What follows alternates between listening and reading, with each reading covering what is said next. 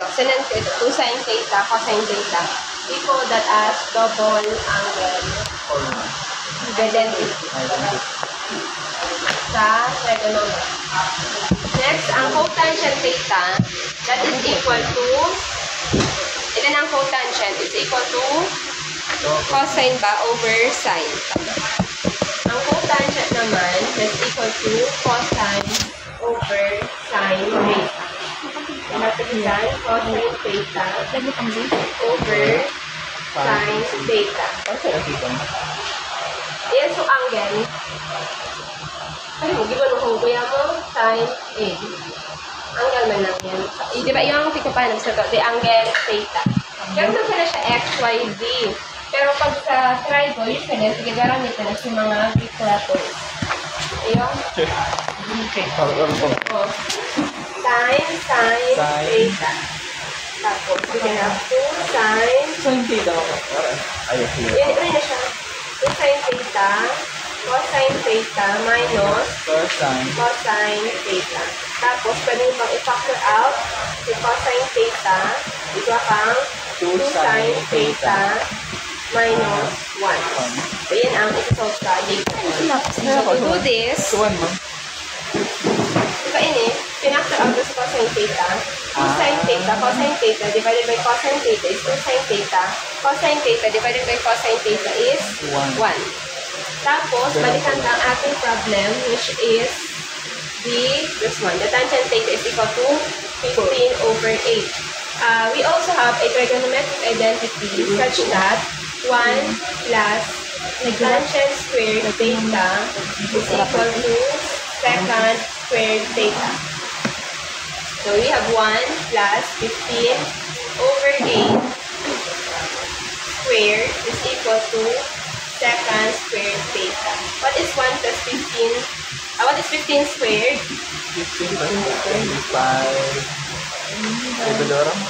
225 over 8 is equal to secant squared theta. What is 1 plus 225?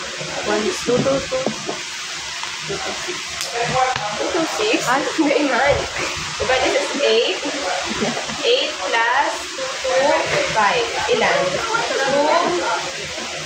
233. 233 over 8. 8. Yung pagkakita naman? 233. 8 over 64. Ayo. Ayun man lang. 64 plus Okay, ulit. 225 plus 64.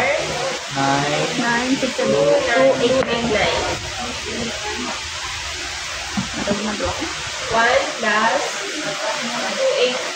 289 over 64 is equal to secant squared theta. Pero may punta lang is secant.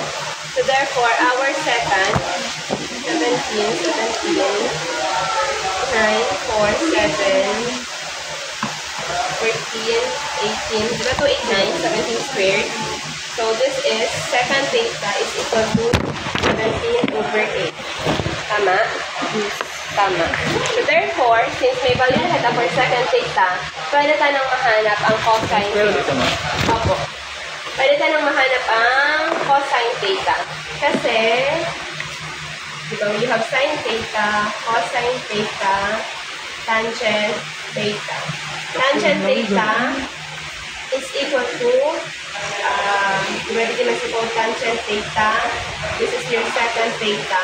This is your cosecant theta. Sine theta is equal to 1 over cosecant. Cosine theta is equal to 1 over cosine theta. Okay, pwede ka nang makakuha ang cosine theta. Nagigets pa? Therefore, our cosine theta is 1 over the secant theta. So that is equal to cosine theta is equal to 1 over 17 over 8. Or cosine theta is equal to 8 over 17. Tama? Tama. So, since with this, pwede tanang makuha din ang sin theta. So, katowa. Oh. Ano sa katuwa? Yun na, kakatawa. Katuwa mo? Sine, opposite over hypotenuse, adjacent, cosine, adjacent over hypotenuse, tangent is opposite over adjacent. So, ibig sabihin ko, this is the opposite, this is the adjacent. Sa cosine, this is the adjacent, this is the hypotenuse. Sa sine theta, kay punta kang opposite over the hypotenuse. Opposite is, ilan? Ano mo? Opposite talaga. But this is your cosine, ang tigahanap nyo sa sine theta, para makapag-ano na kita dyan. 15.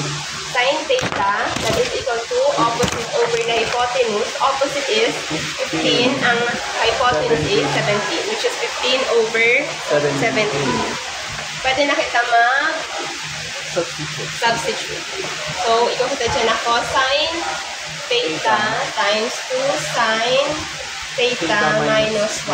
Ang cosine theta is 8 over 17 times 2 times sine theta 15 over 17 minus 1. Kalap ka na po. O, kaya na nindo yun. Ay, nagubura na. Hala. Yun na. Kaya na. Pera. What's the answer? 30 minus 17. 13 over 17. Answer. Answer na. Hindi mo nalipin. Paano pag ano ka? 104 over 3. Sa kapi lang mo? 8 na. Ang aran ko. Ha? Kain. Nata? Yes, 30 over 17 minus 1. Magigiba ba siyang 30 over 17 minus 1, LCD 17, 30 minus 17. 1 times 17 times 1, 17 minus 30. Ang technique, yun na ako, 30 minus 17. The same ang sumak ko na 50. 225 plus 64. Plus 1. Yun na lang gagawin. Para din mag-add. Kaya, you have, ang value kayan is 104 over 289. May gaman, kopyahan. Sige. Para matanda. Papel.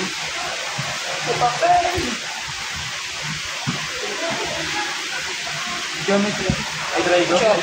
Ang try ko baga is part of geometry. Branch Sarap pa siya. Ang try ko ay ang geometry, branch kang man. Tapos may another branch sa geometry, which is the try ko. Branch.